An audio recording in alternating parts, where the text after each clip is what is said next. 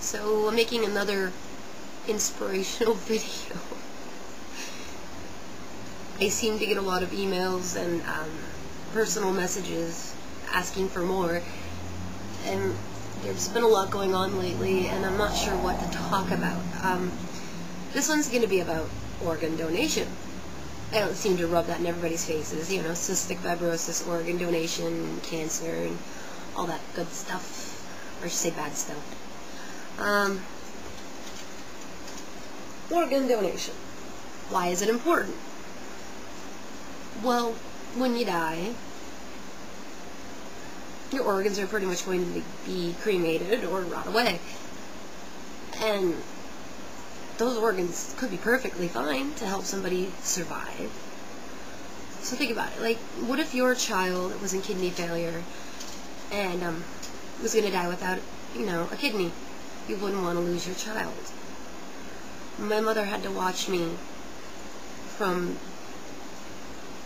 the age of 19 until almost 21, gasp for air, struggle, nearly die, be resuscitated, barely get out of bed, go from 135 pounds down to 85 pounds because I went into lung failure because of my cystic fibrosis. And I never got a chance to live, really. I went through high school. I pushed myself through high school to graduate because some people didn't think I would and didn't think I should even bother. But after high school, I was too tired to try college. I wanted to go to college, but, you know, when you're sick and on oxygen, what's the point? So, around 20, my health started declining, and I spent my 20th birthday and my 20th Thanksgiving in the hospital in Cleveland. I was born on Thanksgiving. That's the ironic part. So, I had to spend it there.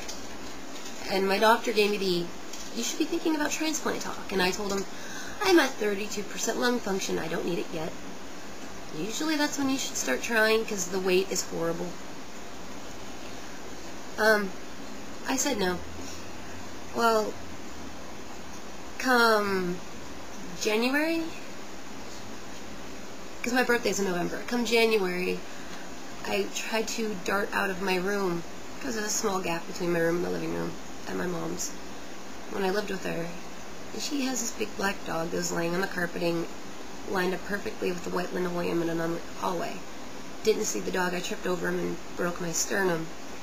And I couldn't cough up my secretions. I couldn't breathe deeply. And that led to a lot more lung damage. And that's pretty much what did me in.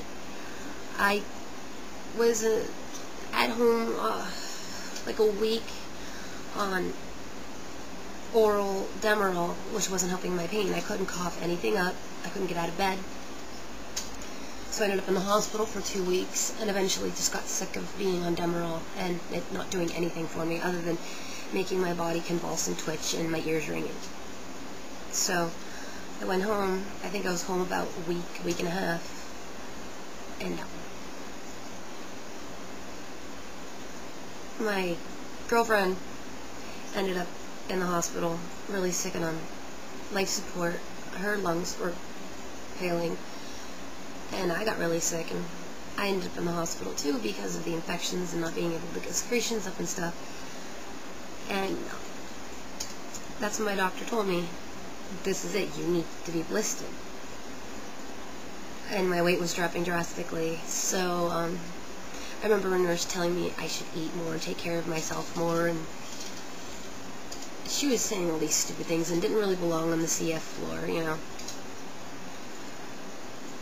And I attempted to get an NG tube placed daily, and it was just too much because it made my throat hurt, the back of my sinuses bleed. You had to choke down a tube every day and then hold your head in a certain position because the tube goes up and down. And so it's in the back of your sinuses, and it just hurts. And you have to choke those down every day. And then you smell like feed. It's like this formula stuff, and it just smells gross. Simple as that. I'd rather chug them down or something. But, so I finally gave in and tried a G-tube, and my body didn't want to accept that. Had to take that out, and so my weight plummeted, and I kept hearing I was bulimic and stuff, and that was ridiculous.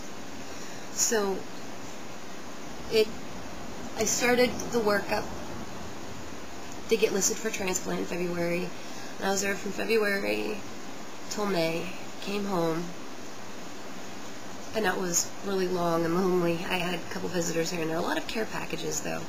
I could tell you everything I got on them too, but that's just stupid to ramble about that. But I sat there thinking, I'm like, so this is it. If I don't get new lungs, I don't get to see my 21st birthday properly. Usually when they tell you really don't have much longer, a year or less. And here I am, February, they tell me that, and my birthday is November. Well, finally I agreed, okay, let's start the